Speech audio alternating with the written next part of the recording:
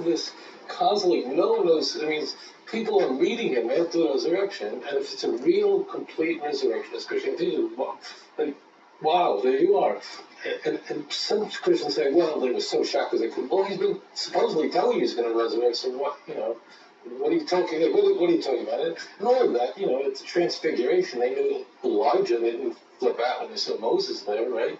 So, so none of that makes sense. And I'm trying to get at how did this thing start? Well, the other part is that this is very subtle. If you've studied the New Testament, this will be very meaningful to you.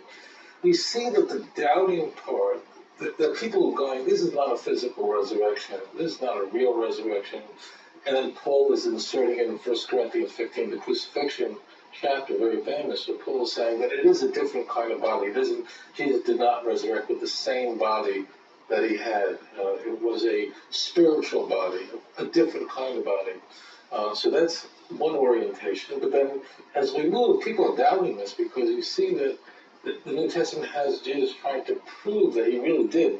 And we see that, for instance, in Luke, where he's appearing with the disciples are having dinner. They're in Jerusalem now. They're not in Galilee. And he's eating fish with them to show them, look, I'm real. Well, why is Luke including that? Well, because there's people, Christians, it doesn't forget Jews, Christians are going, some followers of early Christianity are going, it wasn't really a resurrection in any way that we know. And then you have the doubting Thomas and John. Now, notice the trajectory. So let me get to my point now. So I've been scratching my head and going, somebody started this. I mean, somebody said they saw Jesus. Somebody said that. And the question is, who started this whole thing? How do you figure that out? And you can't. I can't know that. I can't. But I am looking for things that are intriguing. And the intriguing figure I find, this is my theory, I'm not sure about this, but it just is that there's one figure who's completely, besides Jesus, the most central, front and central figure in all the passion narratives is this woman, Mary of Magdala. Okay, Magdala was not her last name. That's just, people didn't have last names, they said Mary Magdala. Okay, so that's it, we know which one. Mary Magdala is all over the place, front and center in the passion narratives. All over the place. She's at the cross, she's at the resurrection, she's right there. She's the one who's encountering Jesus. She's the one. Okay? What's interesting is, I don't know how many people who are former Christians are sitting in the studio with you. Can any of you think of any verse anywhere in the New Testament, the Gospels, where Mary Magdalene is mentioned anywhere else outside of the passion narratives, outside of the crucifixion scene, resurrection scene? Could you think of anything where Mary Magdalene appears? Does she ever mention any other point? And I think you're probably scratching your head. Well, the answer is almost never. I counted it. She's mentioned 13 times, 12 of them in the Passion narrative.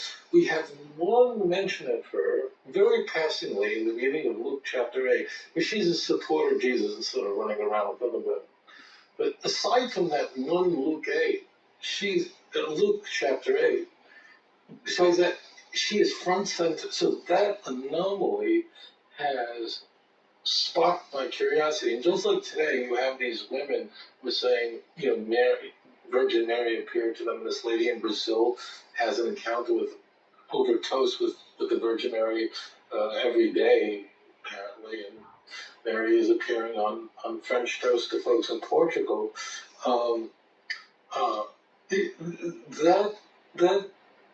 That anomaly, that she's so important, that she's so dominant, a completely dominant figure in the resurrection accounts. I mean, completely centered, more important than anybody else, right? And she's not a disciple. And she just appears nowhere in the Gospels. Nothing. Zero. I mean, look it up for yourself. Except one passing passage in Luke 8. Besides that, she's just not there. Why? Why the disparity? Why that kind of cleavage? Why is there this striking delta? So I always teach my students that whenever you study text, you're looking for something aberrant. You're always seeking out the anomaly. You're looking for something that doesn't make sense. Why is she extremely important? It's very possible, in my mind, if I had to bet on it, I would say that Mary Magdalene invented Christianity. She is the one that would make this claim, and everybody else then would eventually this would be very attractive because of that anomaly. Now I can't say, I'm not saying to you, I know this or there's some, like I have access to something you don't have. But just look it up yourself. I always tell people that, and that's what always I found striking.